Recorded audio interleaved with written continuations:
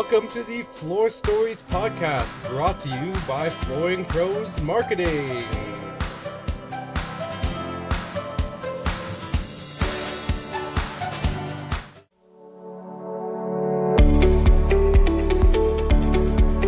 Hi, Yale. Can you introduce yourself and tell us where you're from? Yeah. Hi, I'm Yale Smith. I'm from San Francisco, or it's actually Sausalito, California, and I'm a professional carpet and floor cleaner for the very high-end market. And how many years have you been? Probably about 30 years. 30 years. And what got you into the flooring cleaning business? Well, it's strange. I was in the indoor rock climbing business, and I taught a young kid how to rock climb, and his father found out later that I'd gotten into the carpet cleaning business, and he was Western Regional Manager for Stark Carpet.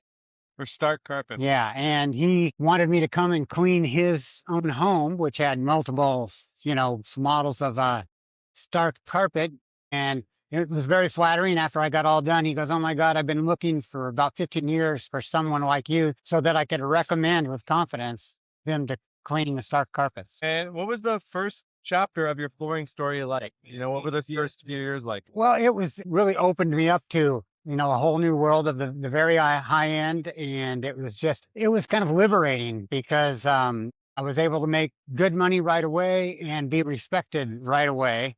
And because I had a unique process that we used, and that was one of the things he loved about it. Be cleaning the carpets, and they'd be dry either by the time I leave or within an hour or two afterwards, and yet still cleaner than people were experiencing with the hot water extraction, the guy with the vans and the hoses and all that. What were some of the biggest challenges you've had to overcome? It's funny, I didn't have any really big challenges in the very beginning, just getting to work. But once I was connected with Stark, they started referring me, and then interior designers started referring me. So then it was just being cautious. I've made my own Hippocratic oath towards carpets. It's like, first, let's not ruin anything, let's do no harm, and then we'll worry about doing a great job after that. And that's worked very well for me, not to worry about damaging things. As an example, one very famous name, I won't say the name, in San Francisco, I was actually hired by their curator. The house has a curator, and to clean a rug, only a 6x9. And she goes, it's a nice rug, so take care. And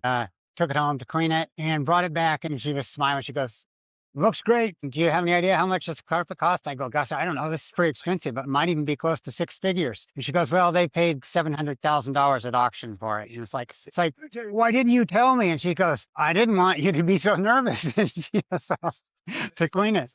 And that was early on. I'd only been cleaning for a couple of years by that time. But she'd already seen my cleaning, was confident I wasn't going to damage it.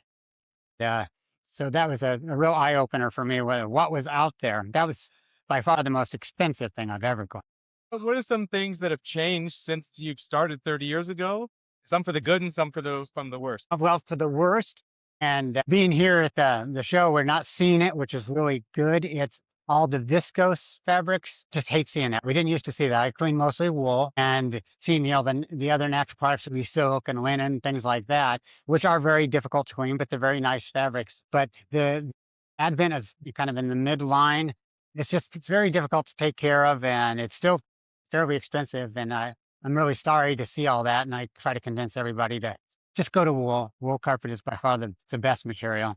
What are some advancements in the flooring industry, whether it's related to flooring, carpet, cleaning, that you really liked seeing over the years? Well, in the hard surface, some of the the engineered woods and the engineered flooring, it's just, they've really gotten where they're very, very durable, very cleanable, and look really nice and have a nice sound to them. Some of the early engineered woods would have that really nasty sound when you walk across them. And now they've gotten very nice and have a really good feel to them. Do you want to tell us a little bit about Y-Mop? Yeah, well, Y-Mop it's the process. So I say, when I got into the business, I stumbled across the basic process. It's kind of a vibrational cleaning, but the machines that I had were breaking down all the time. So I kept redesigning them and rebuilding them, and finally had done enough work on the concept itself that this is a patentable idea. So went that route, finally got the patents, and then the financing to bring the product to market, and we're just advancing ever since then to sell our products to the homeowner. What's some advice that you could give people who are just starting out in the industry? Well, in the cleaning industry or the flooring, Whatever. well, from a cleaning standpoint, a whole bunch of water is not better.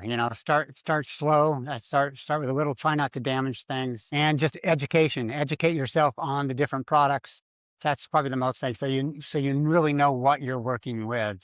Educating yourself. And what does the next chapter of your floor story look like? Well, we're growing YMOP quickly now. We're coming out. We have one model now. It's a home model that's $300, and now we're going to be coming out with a small model that'll be definitely under 100, maybe down to $79. And then we'll be doing commercial models that you could clean anything from hotel ballrooms to basketball courts or whatever. The technology is scalable to any size and shape. A hand model for cleaning upholstery or shower stalls, that kind of thing. So if people are interested in YMOP, where should they go? YMOP.us. YMOP.us. Yeah, and we also have a YouTube channel. It's the YMOP Lab. And what kind of videos could people expect there? Well, they can see comparison videos of our product to other products. They can see some helpful cleaning tips. That's awesome. Anything else you'd like to share? We're here at the Surfaces Show, or SCE. It's a great show. People really enjoy it. How many times have you been here for? This is actually our very first time here. First Yeah. time. Oh, great. Awesome. Yeah. Welcome. Welcome. Thank you. Thank you.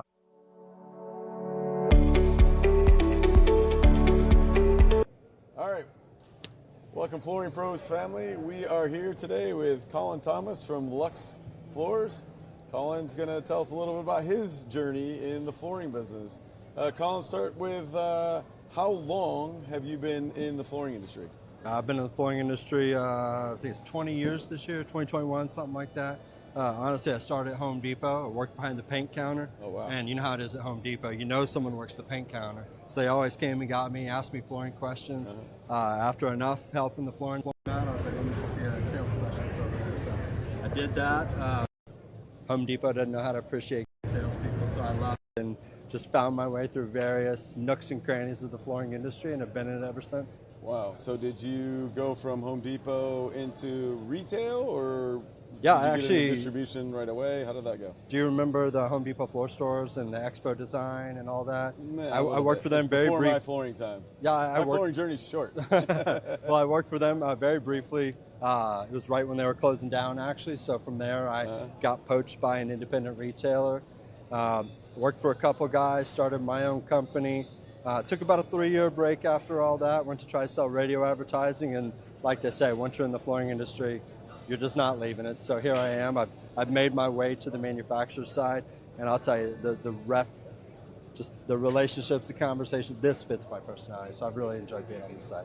Yeah, that's great. So tell me a little bit about that. Like, what's your favorite part about like those relationships and being able to help people on the retail side? Yeah, I mean, look, a lot of my favorite reps that I think of, they taught me about flooring, taught me about sales. They've helped me succeed. And so it's kind of, I know it sounds cliche, but I get to pass it forward. I have a lot of new reps at stores I work with, and getting to teach them to sell flooring the way I believe it should be sold. I was mentioning earlier that I say there's no such thing as a bad flooring type. It's just the wrong flooring for a job. And to get people in the field to understand that, instead of them just selling the cheapest, easiest thing. Yeah. I think that's the way to a successful industry. So I've been excited about that. That makes sense. Well, over your 21-year career in the flooring world, what do you think has been your biggest challenge? Is that, I'm just probably not pushy enough. I think there's a lot of good closers in the flooring world, and I'm a qualification. Let me ask you questions. How do you live on this? And honestly, from the customer side too, they all say they want that kind of interaction, but, they tend to fall prey to the smooth talkers and the quick closers. So having customers that are willing to hear it and listen and have open minds when they choose their floor, I really like that as well. That's great. And in terms of a proud moment or accomplishment in the industry, what's the one thing you're kind of most proud of? Well, obviously starting my own company was cool. It was a good time. I learned a lot of lessons, and just to see the growth we had was awesome.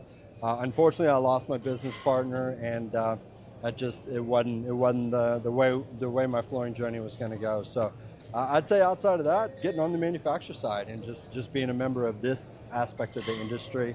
Again, just having awesome, fun conversations with everyone I deal with. Not, at the end I'm reaching in their pocket trying to pull money out. If someone's giving me money, it's because we're both succeeding. So That's great. really, I'm proud to be on this side and to work with Lux Flooring. Awesome. They've been awesome, helping me get my start, and just man, it's a great company. I think I add a lot to our presence in Dallas, and so I'm proud of all of that. Wonderful. In terms of advice, if you were sitting in front of someone maybe who was starting their journey, what would be the most important piece of advice you would give them as they get their journey started? Man, learn, ask a lot of questions, understand the flooring, understand what people's pain points are going to be with flooring, so that you can make proper recommendations. I tell my salespeople all the time, like, there's no point in us selling a job if we're going to walk it in 9 months because it's an issue. Like, I want to sell flooring that lasts for people, that they enjoy, they like, they're proud of, they show off their home, and like I said, most importantly, it lasts and it's successful. So, awesome. All right, last question. You don't seem like an old guy. We talked to a guy earlier. He said 16 green in his career on his 18-hole journey. You've got some time left in the industry. What does the next chapter look like for you?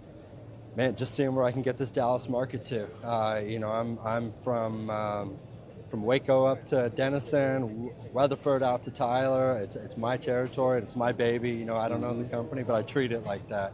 And so just seeing what I can turn that market into, that territory into.